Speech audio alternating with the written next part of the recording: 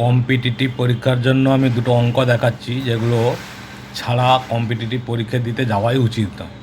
এরকম ধরনের অঙ্কগুলো কিন্তু কম্পিটিটিভ পরীক্ষায় প্রত্যেকটা পরীক্ষায় প্রায় দেয়।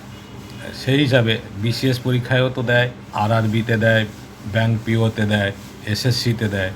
সেই হিসাবে একটু দেখো, 3টি ছাতা বা একটি চেয়ারের দাম 600 টাকা, তার মানে 3টে ছাতার দাম 600 টাকা, একটা চেয়ারের দামও 600 টাকা। এবার অ্যান্সার চেয়েছে 2টি ছাতা দুটি চেয়ারের দাম কত হবে হিসাব করি।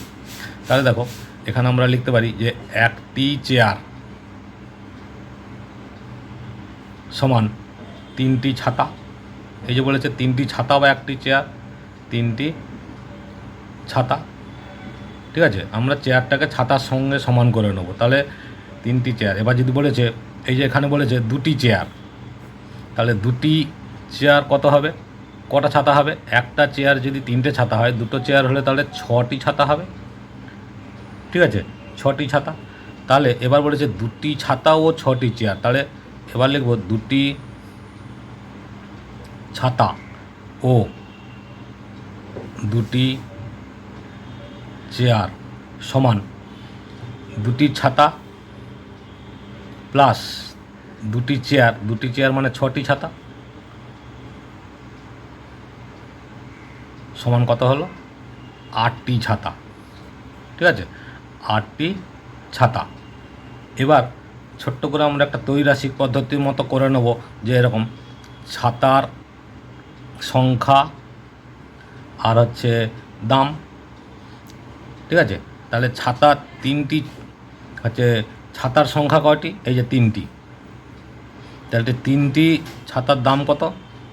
600 টাকা। 8টা ছাতার দাম কত হবে?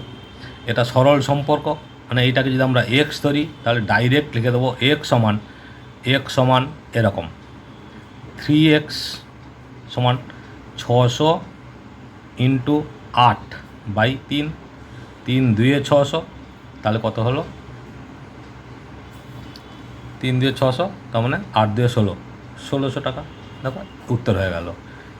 সরল সম্পর্ক হলে সবসময় কোনাকুনি গুণ করে আমরা কিন্তু এক্সের মান ইজিলি বের করতে পারি। ঠিক একইভাবে আর একটা অঙ্ক দেখো, বেশ মজার। যদি 5টি মাকড়সা 5 মিনিটে 5টি মাছি ধরতে পারে, তাহলে 100টি মাকড়সা 100 মিনিটে কতগুলি মাছি ধরবে? তাহলে আমি মাছিটাকে ধরে নিচ্ছি যে মাছির সংখ্যা সমান এক্স, ঠিক আছে। এবার আমরা একটা ত্রৈরাশিক পদ্ধতি মতো করে একটু লিখে নিই, দিলে বুঝতে সুবিধা হবে, ঠিক আছে। মাকড়সা, তারপরে হচ্ছে সময়, তারপরে হচ্ছে মাছির সংখ্যা।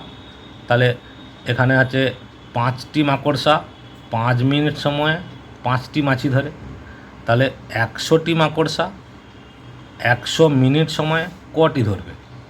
এখানেও সরল সম্পর্ক হচ্ছে, ঠিক আছে, সরল সম্পর্ক। কেন?